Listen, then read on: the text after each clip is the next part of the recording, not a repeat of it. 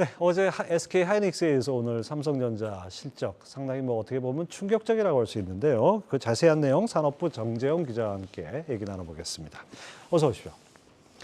자, 정 기자, 이달 초에 원래 삼성전자가 잠정 실적을 통해서 공개를 했기 때문에 사실 이 반도체 부문 적자 이런 거는 일단 받아들인 건데 오늘 구체적인 실적이 나왔죠. 그렇습니다. 이제 이달 초에 삼성전자가 이제 잠정 실적을 공개했을 때는 이제 전사 실적만 좀 공개가 되기 때문에요. 오늘 이제 사업 부문별로 그러니까 반도체는 얼마, 스마트폰 얼마 이렇게 구체적인 실적이 좀 발표가 됐다고 보시면 됩니다.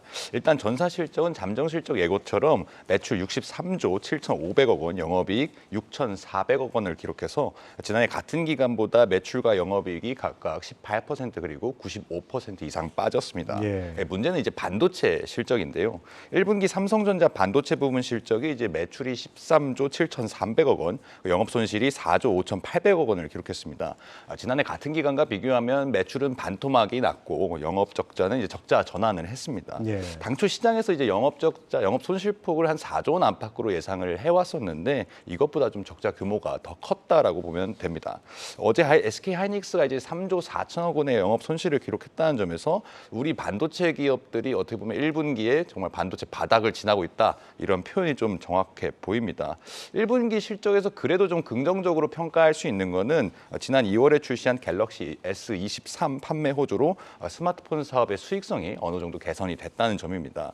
모바일을 담당하는 이제 MX 네트워크 사업의 매출이 같은 기간에 20% 줄어든 31조 8,200억 원을 기록했지만 영업이익은 한 1,200억 원 정도 늘어난 3조 9,400억 원을 기록했습니다. 이게 이제 전 세계적으로 지금 스마트폰 시장이 역성장하고 있는 상태에서 수익성을 개선했다는 데 좀 의미를 찾을 수 있거든요. 그러니까 스마트폰이 1분기에 삼성전자 전사 적자를 막았습니다. 예. 하이닉스하고 비슷한 반도체만 놓고 보면 비슷한 처지인데 하이닉스는 반도체 전문 기업이니까 적자가 컸고 삼성전자는 스마트폰으로 어느 정도 좀 메우긴 했는데 아무튼 미미한 수준이네요.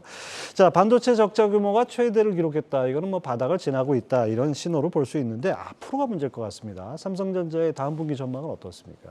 일단 안 좋은 소식부터 좀 전해드리면요. 이제 반도체 쇼크라고 표현을 하잖아요. 충격이 한 번 더 남아 있습니다. 그러니까 삼성전자 반도체 부문 적자를 기록한 게 이제 2009년 1분기 기억하실지 모르겠지만 이제 금융위기 이후에 이제 나타났었던데 한 15년 만에 발생한 일이거든요. 그러니까 전사 적자도 2008년 4분기에 이렇게 났었습니다. 이제 올해 2분기에 그런데 이제 15년 만에 전사 적자 전환이 좀 우려가 되는 그런 상황입니다. 왜냐하면 이제 스마트폰 부분이 아까 삼성전자의 전사 적자 전환을 막았다고 했잖아요.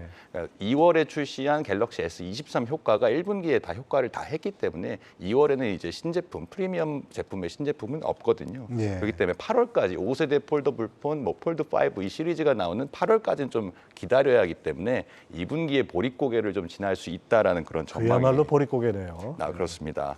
그리고 이제 삼성전자가 이제 2분기 삼성전자 반도체 부문에서 한 3조 원 정도 적자를 낼 것으로 예상되기 때문에 과연 삼성 디스플레이나 가전이나 이 스마트폰 부분에서 이 정도를 상쇄할 만큼의 이익을 내는지가 좀 지켜볼 관전 포인트가 되겠고요. 하나 이제 긍정적인 거는 반도체 감산 효과가 이제 본격적으로 나타나고 있다는 점입니다. 삼성전자가 이제 이달 잠정 실적에서 이제 반도체 감산에 직접적으로 나서겠다고 이제 밝혔었잖아요. 오늘 실적 컨퍼런스 콜에서 2분기부터 이제 재고가 감소하기 시작해서 하반기 재고폭이 더 확대될 것이라고 좀 설명을 했습니다. 그러니까 SK 하이닉스에 이어서 삼성전자까지 반도체 감산 행렬에 좀 동참을 하면서 하반기 반도체 업황 반등 시기에 좀 가능성을 좀 열어둔 그렇게 좀 가능성에 좀 무게를 두는 그런 상황이라고 볼 수 있습니다. 또 삼성전자는 1분기 연구개발 및 시설 투자 금액이 17조 원에 달한다면서 그러니까 이렇게 상황이 안 좋고 반도체 적자가 4조 원이 넘는 상황에서도 시설 투자를 이제 R&D가 합쳐서 17조 원 이상 했다는 걸 밝히면서 경쟁력 확보를 위한 투자는 지속을 하겠다고 밝혔습니다. 네, 그렇군요. 자, 우리 시간으로 어젯밤 한미 정상회담이 있었죠. 이런 상황에서 미국의 반도체법 규제 완화 이거 좀 기대가 있었는데 그 소식이 있습니까?